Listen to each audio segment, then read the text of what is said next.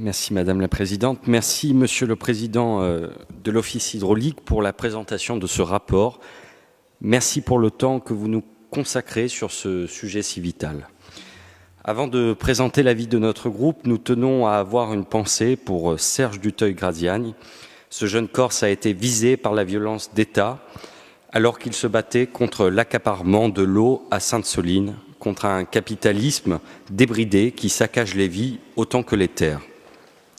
Nous lui transmettons toute notre solidarité, tout notre soutien fraternel et tous nos espoirs de rétablissement.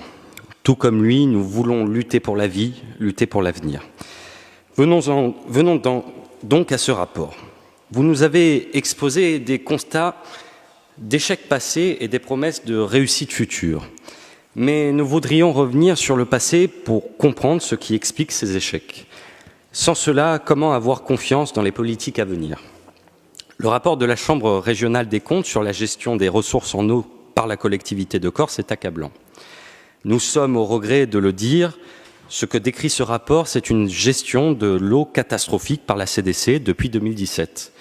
Ce n'est pas une accusation, c'est un constat. Nous ne faisons que lire le rapport de la Chambre régionale des comptes. Le sommaire donne à voir l'étendue de la catastrophe. Je cite, « Une organisation administrative qui peine à se structurer, un partage des rôles peu lisible, un déficit en matière de pilotage, manque de lisibilité sur la composition du comité de bassin, représentativité insuffisante, manque de participation, mobilisation locale limitée, absence de projet pour la gestion de l'eau, pas de structure porteuse, objectifs incomplets et non atteints, des indicateurs en baisse, des dispositions imprécises et faiblement contraignantes, une sous-mobilisation et des retards dans l'utilisation des crédits, des réseaux au rendement médiocre, une animation insuffisante, une absence de diagnostic précis des bassins versants, des retards dans la réalisation d'études. Je m'arrête là, mais la liste des déboires est malheureusement encore longue. Commençons par le comité de bassin. C'est une instance clé dans la mise en œuvre de la politique de l'eau. Or, selon ce rapport, les élus de l'Assemblée de Corse n'y participent pas près d'une fois sur deux. Comment expliquer un tel désintérêt de la part de nos élus? Par ailleurs, nous citons toujours l'organisation actuelle des services n'est ni lisible à l'extérieur de la collectivité de Corse, ni favorable à une mise en œuvre efficace des décisions prises par les élus.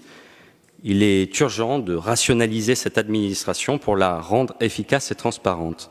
La collectivité de Corse n'a pas insufflé la dynamique territoriale nécessaire pour avoir une planification à l'échelle locale.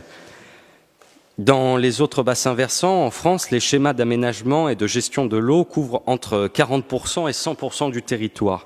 En Corse, nous sommes à peine à 10%. Donc, 90% de notre territoire ne bénéficie pas de schéma d'aménagement de la gestion de l'eau. C'est inimaginable. Il est urgent d'accélérer la mise en œuvre des projets de territoire pour la gestion de l'eau dans les 5 micro-régions identifiées par le plan de bassin d'adaptation au changement climatique comme les plus vulnérables au changement climatique.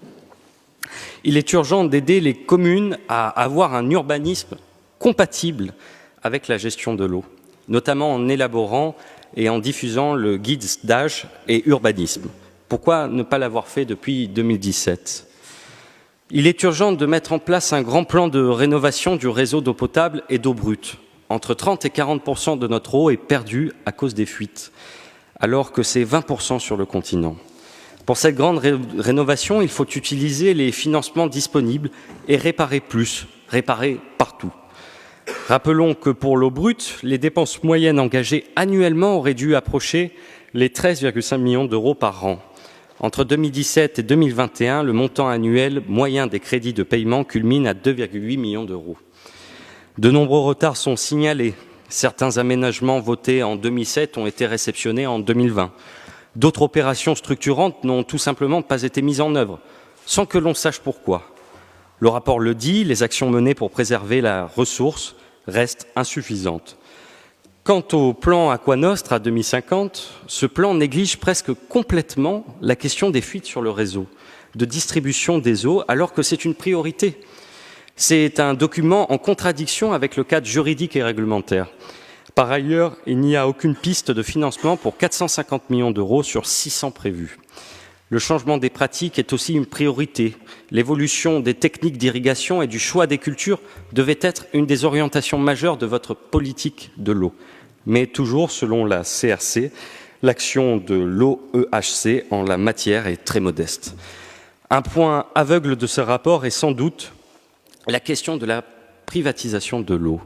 On sait que dans de nombreuses communes, notamment dans l'extrême sud, les prix sont exorbitants. Qu'envisagez-vous contre cette privatisation et pour assurer que ce bien commun soit accessible à tous équitablement? Nous nous félicitons de votre volonté d'avoir une gestion publique, même si vous n'expliquez pas comment vous comptez faire. De nombreuses associations et scientifiques soutiennent qu'il faut rendre les premiers mètres cubes d'eau gratuits pour assurer la consommation nécessaire à chaque ménage, tout en augmentant la tarification selon les usages. Pourquoi ne pas surtaxer les riches consommateurs, leur golf et leurs piscines? Pourquoi ne pas taxer davantage les consommations touristiques? En conclusion, ce rapport fait froid dans le dos et il interroge. Vous savez que notre groupe est favorable à un statut d'autonomie si cela permet des progrès sociaux et écologiques. Mais comment pouvons-nous espérer ces progrès quand les compétences qu'a déjà la collectivité sont exercées ainsi? Comment expliquer un tel échec de la politique de l'eau ces dernières années? Je vous remercie.